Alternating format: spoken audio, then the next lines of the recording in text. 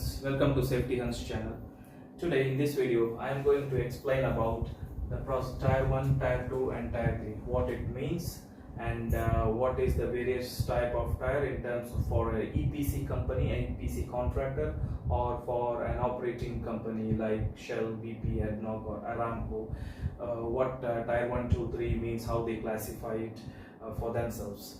Also, it is a part of incident management, by the way, and it is very crucial because usually in the initial part of incident, we need to identify at what scale this incident is, whether it's going to be a Tier 1 or 2 or a Tier 3 level. This has to be identified very clearly. So when an incident happens, usually incident doesn't happen every day, but if it happens, we need to act very quickly, and we have to use appropriate control measure to control the situation and keep it back to normal as soon as possible. And after that, the post-incident analysis, investigations all comes in the later stage. But when the incident happens, the immediate response is very crucial, and every minute cost us maybe a life or a property damage, or it could be an environmental spill to a huge extent. So there are a lot of things are involved, which we are going to see in few minutes. So when an incident happens, we have to first assess the situation, and we have to plan the response, as well as we have to see if this situation can be controlled or it has a potential to extend to the next level. For example, if we can see oil spill somewhere, so it's not only going to be there, it can have a potential to escalate into a fire and maybe an explosion later on, depend upon where we are working and where the spill is happening. So there are a lot of secondary effects are involved, and also we need to plan proper action, what we need to do to quickly gain the control and put the situation under control. So this is what we need to assess, and how we need to know what kind of response is needed based on this tire process. So why the tire? Why it matters tire? So when we identify what kind of tire of incident we are dealing with, that's when we can able to identify what type of response we need and what resources are to be involved, and do we have enough resource in our facility, or we need to bring the resources from the external source, or we need to involve a coordinated command from the government resources. All these things we'll know from these tiring process. Let's see what it means in detail. I will take an example for Tier 1. Tier 1 are usually less critical situations. For example, I can say in this room, for example, I'm just doing this video in a room. So in this room, if we have a fire somewhere around, so if I have a fire extinguisher here, I'll just go and grab it, and I'll just going to put it away.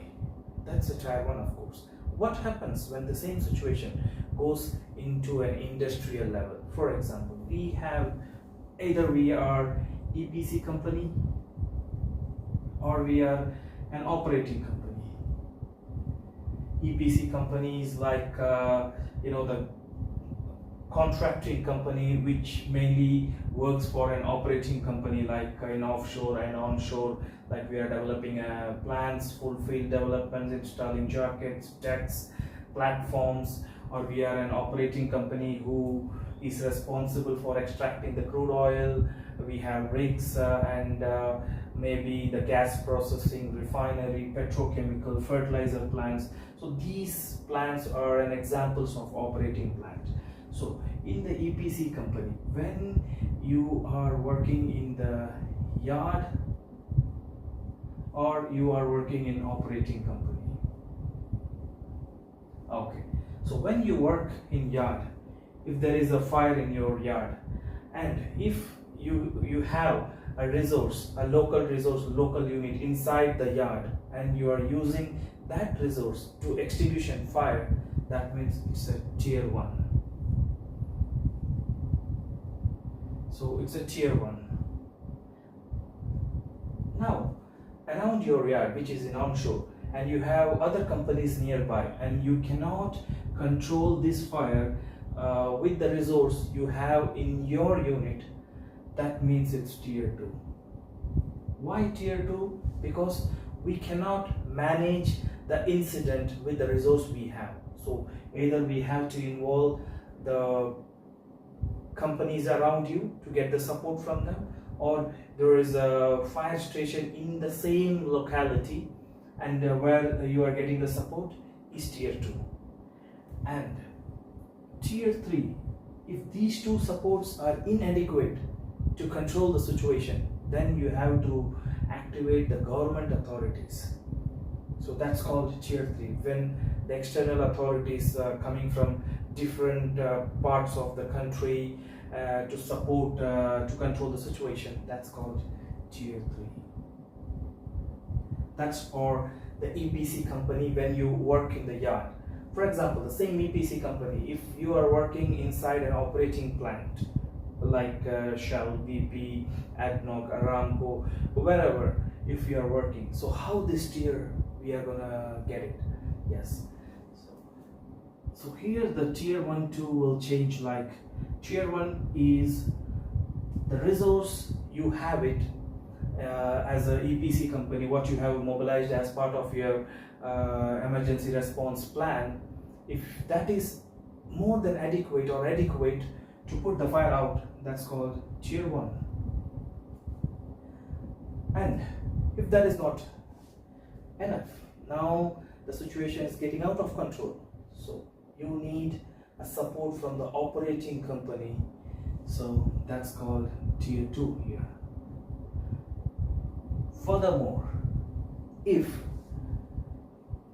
the operating company's resource is also inadequate to control the situation, then we have to go for the government authorities to get support like civil defense and beyond that, and then it's called tier 3 here. This is how EPC companies tier 1, 2, 3 activated based on the emergency situation we have it, especially in the yard and the operating companies, where it depends where you work. This is how we define tier 1, 2, 3. So for example, for operating companies, for example, we are no more EPC, now we are an operating company, we are an employee of any of the operating companies. How we define tier 1, 2, 3 here? So tier 1, as we go, if we have local resource from this operating company and it is sufficient to control the situation, it could be an oil spill, it could be a fire, it could be a casualty, whatever the emergency situations are, but the resource what you have inside is can be controlled within the resource what you have. It's called tier 1 still.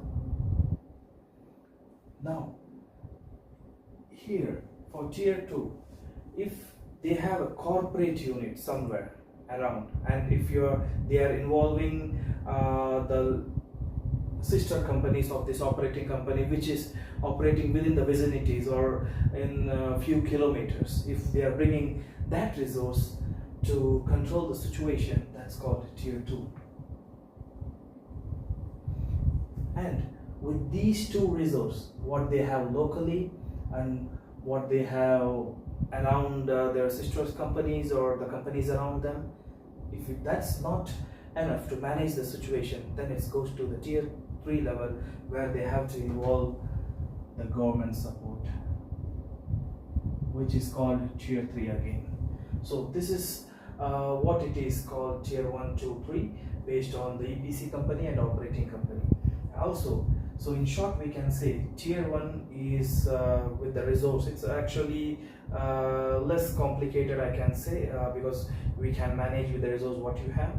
And here it's kind of moderate, because the resource what you have is insufficient to control and deal the situation. So you need to get support from the nearby companies or nearby stations, active stations like fire, civil defense, all.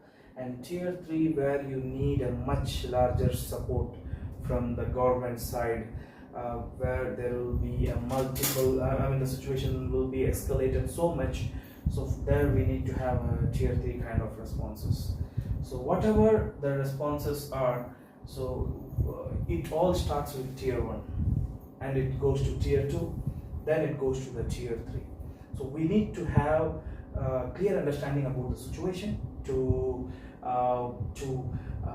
scale up the incident based on these tiers, and we have to have a proper communication with the team what we need, and we need to learn the things, the objectives, our priorities. Of course, the priorities will always be first people, environmental, asset, and comes the reputation, which we simply call PER,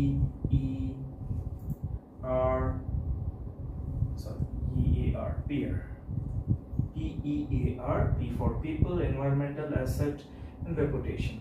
So these are our priorities. So first, always we need to consider the priority of the people. If there is how many people are involved, how many people are being in this situation, is there any casualty, and is there any people trapped who has to be rescued. All these things has to be go here, and that should be our objectives. Then we have to put out a strategy and tactics to get the things under control. So this is how it works.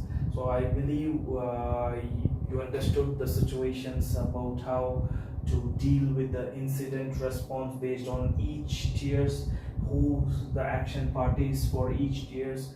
So then by this way we can manage the incidents, and there is much more complex teams are involved in each incident. The incident commander, there will be a command team, there will be a lot of other teams like finance, logistics, planning, operation teams. All these teams will be involved in the management system, which we will see in the later part of in the subsequent videos, which I'm going to explain. So if you have any comments on what I have said, if you want to ask anything about it, I'll be happy to text you back regarding this. Thank you for watching the video. Thank you.